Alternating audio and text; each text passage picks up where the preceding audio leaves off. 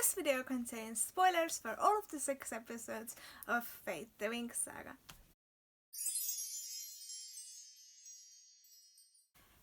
Hello YouTube and welcome to another video. This is part 2 of my Fate the Winx Saga review series. You can see the first episode in the little info dot up there. I'm gonna link it there, and I'm also gonna be putting it in the end cards. You may want to watch that first because I'm gonna be referencing back to it quite a lot.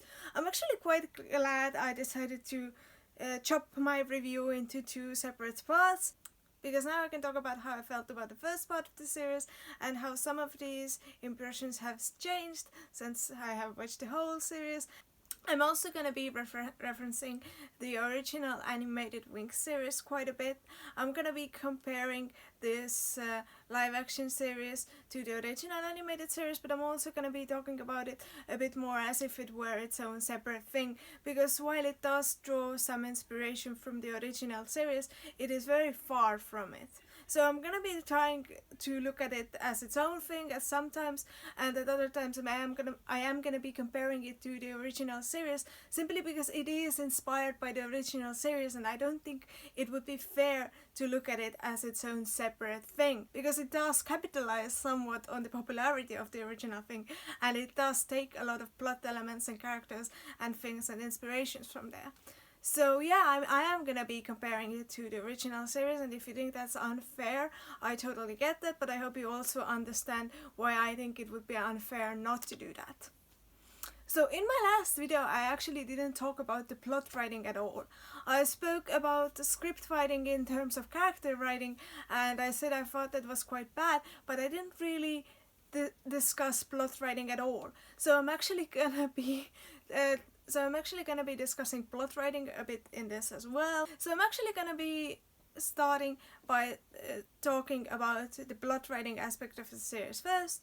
I'm not gonna go through the plot point by point, I'm just gonna be doing some observations. We have the whole war arc, which is like a big chunk of the second part of the series, which seems to be inspired by the war arc of season 1. It has a very similar feel, and actually it even has a very similar scene when the Winx girls, when the power goes out in Althea, and Stella or some of the Winx girls say that this shouldn't happen in Althea because Althea's electricity is powered by magic. I actually really loved that scene because it was such a good callback to the original animated series. I really enjoyed that scene. But in terms of the whole war plot as general, it really wasn't my personal cup of tea. I didn't enjoy the war arc in the first season that much, and I certainly didn't enjoy it in the Fate the Winx Saga, because it was such a large chunk of the story that I felt like it gave this whole series a sort of war story vibe almost. And this is completely my own personal preference, but I just personally wasn't such a huge fan of the war arc, and that's completely on me, that's completely personal, that's just how I feel. In general, in terms of plot writing, in terms of the plot, I felt that it was very badly paced, and that they really gave screen time to certain things that weren't necessary in terms of the plot, and they really didn't give enough screen time to other things that were necessary to the plot, to explain them better and to explore on them, and that as a result happened way too fast. Some things go on forever. For instance, in episode 3 there is the party storyline is so long, it goes on forever, it is unnecessarily long. And then we have other scenes that feel really anticlimactic because they happen so fast. For instance, the final battle, like we build up this war arc, we build up this big the fairies training, the specialist training, we build up this really big huge war arc for our characters to be fighting the burned ones, and then Bloom kind of goes to her own area with her friends, and she transforms and she fights the beasts and it's fine. it's done. It happens so fast. And I feel like these aren't even the only examples where this happens. There are a lot of really unnecessary plot lines. Like, they give Riven time to do so many unnecessary sex jokes, and then they don't actually take time to do the one thing that they claim is one of the most important highlights of the series, which is building the friendship between the girls, which is the next thing I'm now gonna talk about. Because in my first video I mentioned how I was really disappointed in the dynamic between the Winx girls and how they really didn't feel like friends. They were all mean and unkind and kind of bitchy to each other, and just their friendship wasn't, to me, a proper friendship. In the second half of the series they do become friends, but it feels completely out of the blue and completely unwarranted. The show doesn't give their friendship any time to develop. They just sort of are friends now for no reason. And there's still some kind of bickering and things, and you can say, oh, that's just a normal part of friendship. But honestly, when their friendship is built on such a unsolid thin ice, then it still feels mean. Aisha seems to be like really good friends with Bloom at times, but then at other times she feels like she really hates being around Bloom. She feels like she really hates doing things for Bloom. She doesn't really like her. She doesn't agree with anything she's doing, which is understandable because some of the stuff that Bloom is doing is plain stupid, but they don't feel like friends. At times Aisha feels like she doesn't want to be there, and then I'm confused as to why she is there. And their whole friendship just feels hollow, and it feels like the sort of friendship, you know, when you go to school with someone and you're friends out of not even obligation but just convenience. Like the sort of friendship that dies off the moment you all leave school, because you're just friends with these people because these are the people who are there and you have really no other choices. And I don't think that's a solid, like, strong foundation for a friendship. I don't think if you want to be telling a empowered story about female friendships, then that's the way to go, because their friendship is completely undeveloped. This is another plotline problem that I have, that they spend so much time developing all these unnecessary romantic subplots with other male characters. They spend so much time on this romance with Terra's brother and Musa, and well, Bloom and Sky, I suppose, are the exception because they are sort of the main couple, and Sky and Stella, and this love triangle, and Dane and Terra, and Riven and Dane, and Riven and Beatrix, and they spend so much time on this relationship drama, which is completely uninteresting to me, at least. But we could be using that time to actually build a friendship between our main characters, and we don't do that. Instead, we spend lots of time. We spend the whole scene discussing whether Dane is gay, and that is not important in the slightest. Nobody cares. I mean, I get that maybe you want to have a actually bisexual character. You want to have a bisexual character, and you want to like hammer it in. Look, we got diversity, but like that's the only reason it's there. It doesn't feel relevant to the point. In terms of script writing and character writing, nobody speaks the way these teenagers speak. Terra, for instance, I apologize for all the times I'm gonna accidentally call her Flora. I'm sorry, but it's gonna happen. I can feel it happen. Terra, for instance, does this really random feminist wordplay or sentence, or they just occasionally say things that feel like it takes you out of the series, and you're just there like, nobody speaks like that ever. But back to the friendship, which they don't really develop and explain, and they're just somehow randomly friends. Like, there are these character arcs where the characters are supposed to evolve, but they become friends before that character development happens, so that feels disconnected. Like, it could be the reason why they would become closer, but they're already closer for no reason. Um, One example is Stella.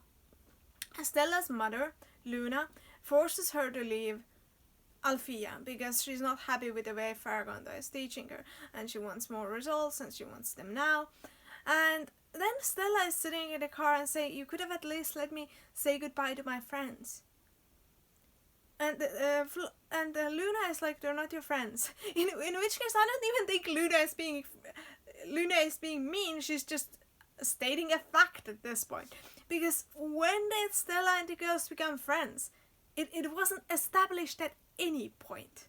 Seriously, she spends most of the first series sleeping with Sky and Skystorm, avoiding them, talking about how everyone always hates her, having lunch with other people. She doesn't spend she's not in the dorm like 90% of the time.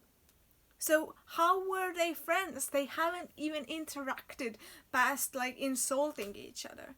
There is no foundation for a friendship there, and suddenly Stella claims that they are friends. Then Terra is later seen at Stella's room putting plants there, and she says that the empty room creeps her out, which honestly is a better explanation than what follows. And then the girls start teasing her that she actually misses Stella. She actually apparently misses Stella's snide remarks about her clothing. I mean, the thing the script writing is trying to achieve there is trying to tell us that they miss their friend because after all they were friends after all. But we haven't established that. Stella literally doesn't spend any time at her dorm. Even if they had like interacted more and it had been sort of an unkind interaction, but still the girls find that they miss her after all. that might even work. But the thing is, they don't interact. They avoid each other so much of the series. How can there be a friendship there? How can we try and build up this pretense that they are missing one of their girls when really Stella wasn't there half the time anyways? So is it really that different that she's not there? Stella makes friends with Musa, which is probably the most believable friendship development we have.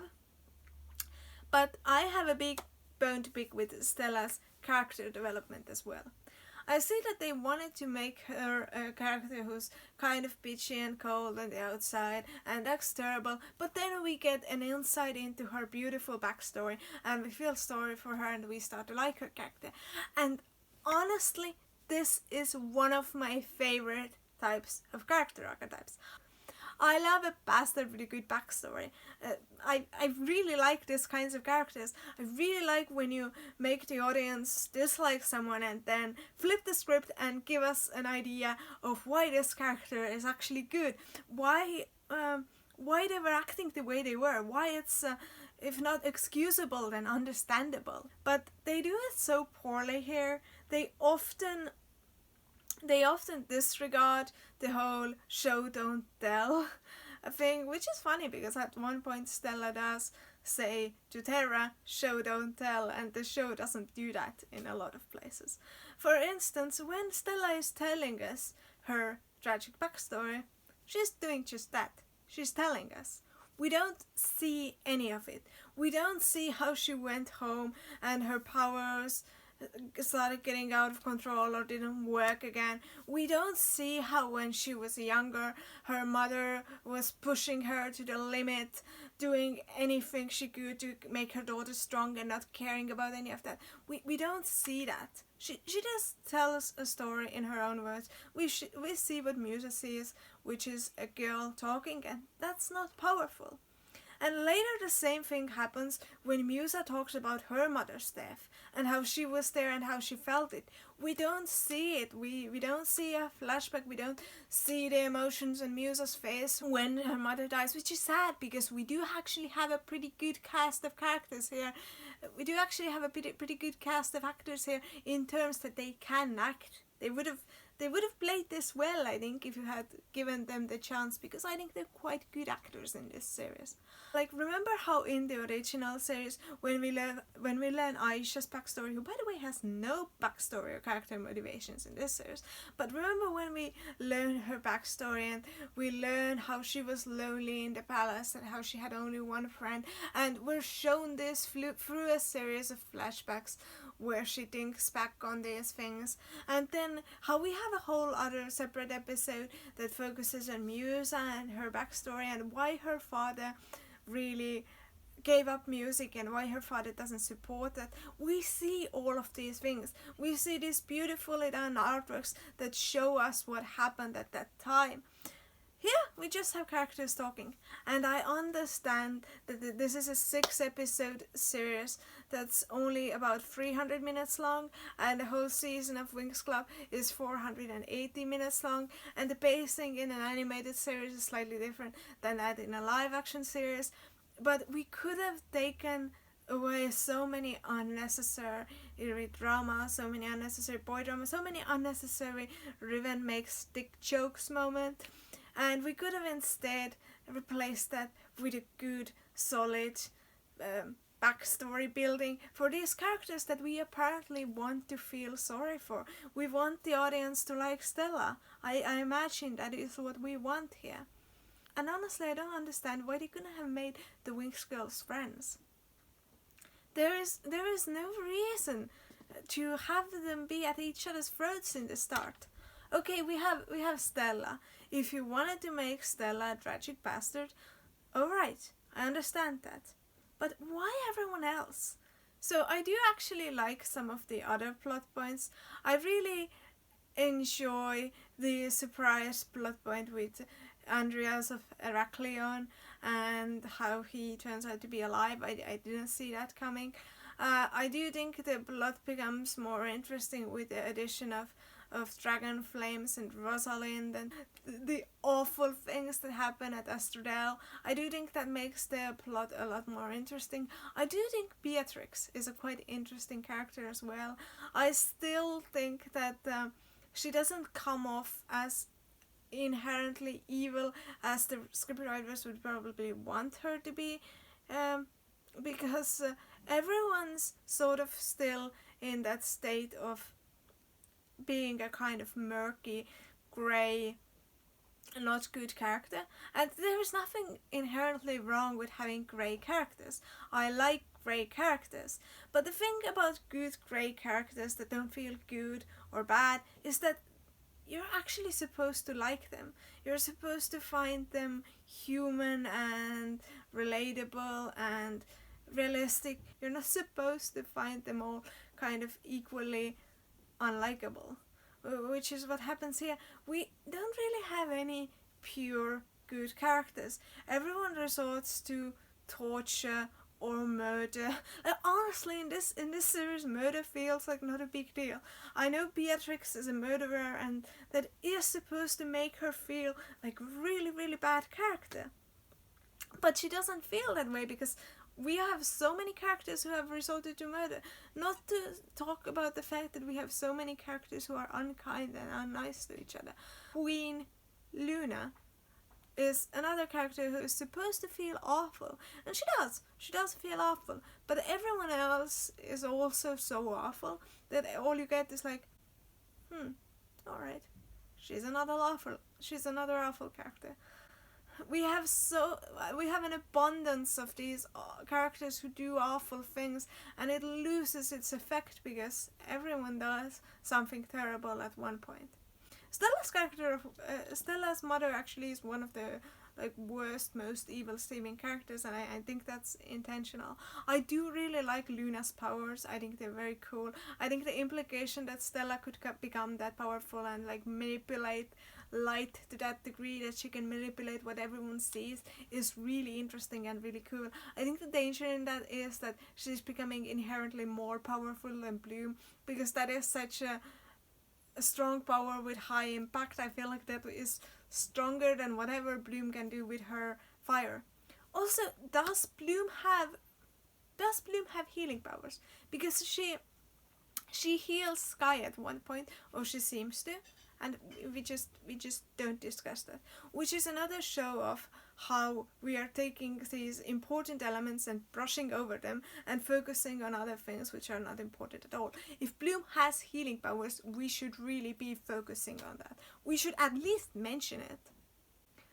Another thing which never gets mentioned in terms of the girls being friends is did we ever establish the Winx? No, we didn't. How in the original series we have a whole separate part of an episode dedicated to the fact that they become a group and come up with a group number and come up with a group name. In this, at one point on Bloom's phone, we see that the group chat is titled the Winx Suit Group. And that's it. That's all of the reference to the word Winx. So I've been complaining quite a lot about this now. So I feel like it's important for me now to kind of give my overall general impressions. Is it a good? Is it an awful series? Because I was complaining quite a lot about it. No, I honestly don't think it's awful. I didn't hate watching it as much as I hate watching, for instance, season 7 of Winx Club, which I find is a sort of weird torture device on its own. So yeah, I didn't hate it. I would watch the second season. I am kind of sad that they didn't wrap things up nicely, because I was kind of hoping that they would do that. I, by the way, still stand on my opinion that Farah is my favorite character, and I'm sad that she died. So I don't think this is a bad series. I think the story writing was actually quite interesting. The war arc is not my personal preference of story. It's not the kind of story that I like, but that is completely on me. That is not on the writers. The actors are good. I think the plot pacing is terrible, as I mentioned. I think the friendship is really wonky and doesn't feel friendshipy, but maybe we'll get better on that on second season. I actually felt that towards the end of the series, when they go to visit Bloom's parents and tell them the truth, which is something I liked. I like that they do that, because in the original series, Bloom has such a healthy, nice, wholesome relationship with her parents. Her parents aren't magical, but they completely accept what their daughter is. They are aware of it, and so all the hardship that Bloom goes through, she always has a home to go to. I like that they added this ending where she talks to her parents and they sort of get to know the truth. And I also liked how the Winx girls were spending time there. And honestly, even though we don't see their friendship evolving there, I would have liked that part to be more in the beginning of the series, so that after they come back, there would be like a legitimate, understandable reason why they're all friends now. That would have worked better in terms of storytelling, in my opinion. But yeah, these are my impressions of the Winx Fate Saga. And I actually wanted to say that the series made me miss Winx Club. It made me want to watch Winx Club, which I think is actually quite a good thing. The real Winx Club, the actual animated series. So these are my thoughts and feelings regarding the Fate Winx series. I hope you enjoyed this video. I feel like it was a bit unstructured maybe. But this one covers a lot more episodes, so I want it to be more general. I hope you have enjoyed this video. If you have, make sure to check out the first part. Make sure to check out some of my other videos. I hope to continue to make content, and see you in my next video. Bye!